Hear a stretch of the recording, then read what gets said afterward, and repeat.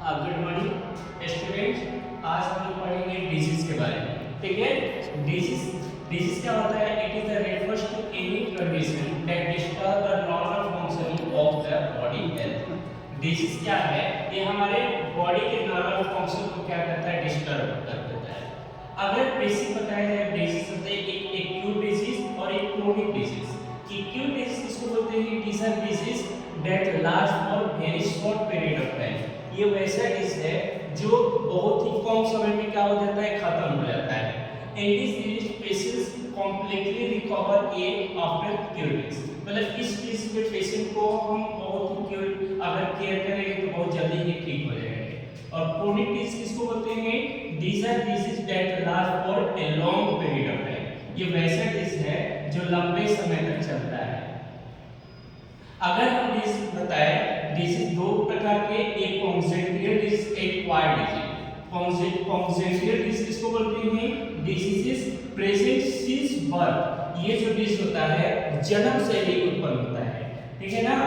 Cause due to genetic abnormalities. मतलब ये किसके कारण होता है? जो जेनेटिक मतलब आनुवंशिक, जो हमारे पेरेंट्स के माता पिता के होते हैं। जैसे हीमोफीलिया को क्या बोलते हैं?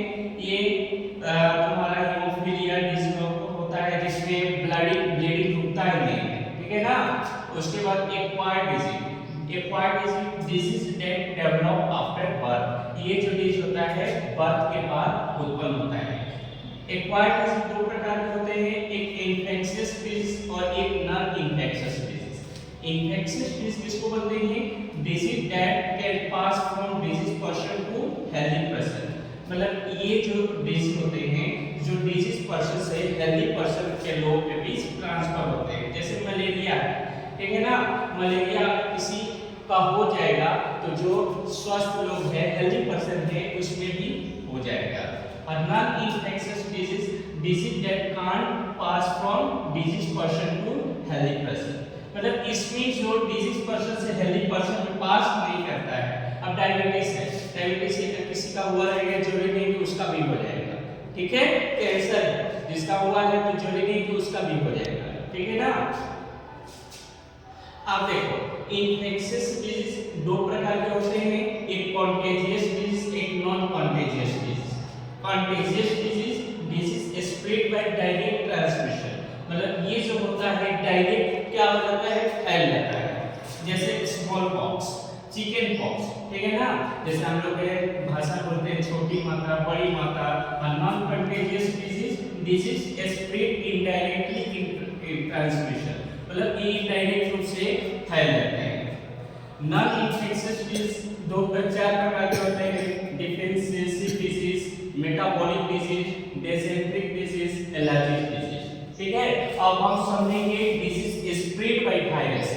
इसको ट्रिक के द्वारा वायरस से डिजीज कैसे फैलता है, इसका ट्रिक क्या है? सीपी राम जो डीसी है हिमाचल इंडिया का, सी से चिकन पॉक्स, पी से पोलियो, आर से रेबीज, ए से एड्स, एम से मॉम्स एंड मेजल्स, फिर डी से डेंगू, जी से वाइटर, एच से हेपेटाइटिस, आई से इन्फ्लुएंजा।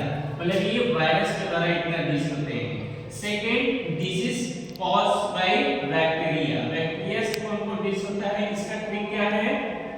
ट्रिक है सीपी शर्मा को एलपीजी से बीटी3 रोग हो गया, जिसे हम काली खांसी कहते हैं, यूपीआई। मतलब सीपी, ये सीपी राम है, सीपी शर्मा, सी से कलरा, टी से निमोनिया, टी साइलेंट है, एल से लेप्रेसी, डी से डिप्थीरिया, टी3 से 3 रोग, टी से टेटनस, टाइफाइड, ट्यूबरकुलोसिस। और एक जिसके कारण ट्रिक है जीएसटी, गोनोरिया, सिफिलिस और ट्रैकोमा। ये तुम्हारा बैक्टीरिया से डिजीज होते हैं। उसके बाद डिजीज कॉज्ड बाय प्रोटोजोआ।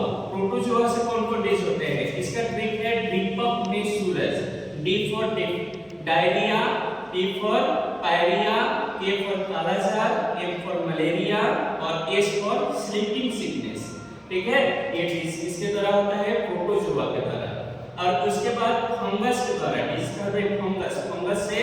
अब सब इतना कुछ हो गया तो हम क्या करेंगे? सपर, एस फॉर सैलिस, A for asthma, B for baldness, A for athlete's foot, that's it. तो आज आप लोग डिजीज पढ़े हैं। अगर जो अच्छा लगे तो चैनल को फॉलो करें और पेज को सब्सक्राइब करें।